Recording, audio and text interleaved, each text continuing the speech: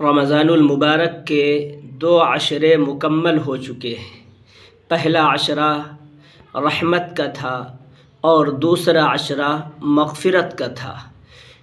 اللہ تعالیٰ کے کچھ خوش نصیب بندے وہ بھی ہیں جن کے لیے یہ دونوں عشرے جو گزرے ہیں یقیناً رحمت کے ساتھ اور مغفرت کے ساتھ گزرے ہوں گے، اور اللہ کے بعض بندے وہ بھی ہوں گے جن کے لیے نہ رحمت ہوئی ہوگی نہ مغفرت ہوئی ہوگی۔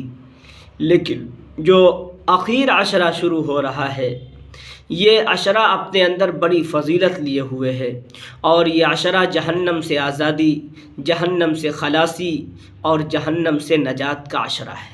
یہ عشرہ ان گنہگاروں کے لیے خاص طور سے ہے جو چاہتے ہیں کہ اللہ تعالی ہمیں جہنم سے رہائی نصیب فرمائے، جو چاہتے ہیں کہ اللہ تعالی ہمیں جہنم سے آزادی مرحمت فرمائے اور جہنم سے نجات عطا فرمائے۔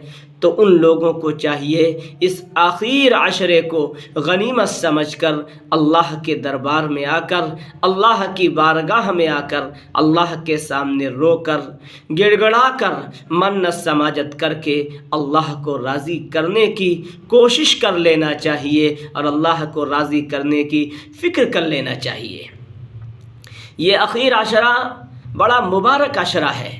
اللہ کے رسول صلی اللہ علیہ وسلم اسی اخیر عشرے کا اعتکاف فرمایا کرتے تھے، اور اعتکاف اس لیے فرماتے تھے تاکہ جو شبیں ہیں، جو رات ہیں، طاق راتیں ہیں، ان میں جاگنا آسان ہو جائے، اللہ کی عبادت آسان ہو جائے، اور شب قدر کی راتوں میں، شب قدر میں اللہ تبارک و تعالیٰ کے سامنے مانگنا اور رونا اور عبادت کرنا، قرآن کی تلاوت کرنا آسان ہو جائے۔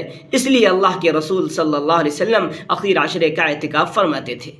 یہ مبارک عشرہ جو اخیر عشرہ چل رہا ہے بڑی فضیلت اپنے اندر لیے ہوئے ہے۔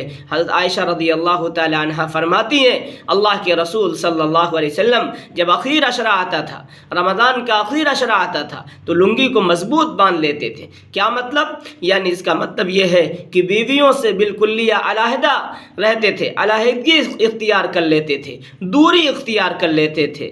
یا لنگی مضبوط باندھنے سے مراد یہ ہے کہ عبادت کے اندر منہمک ہو جاتے تھے، نفل کے اندر کھو جاتے تھے، اللہ کے سامنے عبادات کے اندر اس طریقے سے مصروف ہو جاتے تھے گویا کسی کو پہچانتے نہیں۔ وہ عشرہ اللہ تعالیٰ نے ہم سب کو نصیب فرما دیا ہے، اس لیے اس عشرے کو غنیمت جان کر، غنیمت سمجھ کر اللہ کو راضی کرنا، اللہ کو خوش کرنا، یہی زندگی کا مقصد ہے، یہی رمضان کا مقصد ہے۔ اور رمضان کے آخر میں اللہ تعالیٰ کی طرف سے یہی تو اعلان ہوتا ہے کہ اللہ روزداروں سے، اللہ تراویح پڑھنے والوں سے، اللہ قرآن کی تلاوت کرنے والوں سے راضی ہو جاتا ہے، اللہ خوش ہو جاتا ہے، اور اللہ کا راضی ہو جانا، اللہ کا خوش ہو جانا یہ سب سے بڑی نعمت ہے، سب سے بڑی دولت ہے۔ اس لیے میرے پیاروں، میرے عزیزوں، اخیر عشرے کو غنیمت جان کر اللہ کو راضی کرنے کی، اللہ کو خوش کرنے کی کوشش کرنا ہے، لاپرواہی اور غفلت کو چھوڑنا ہے۔ اللہ تعالیٰ سے دعا ہے اللہ عمل کی توفیق عطا فرمائے۔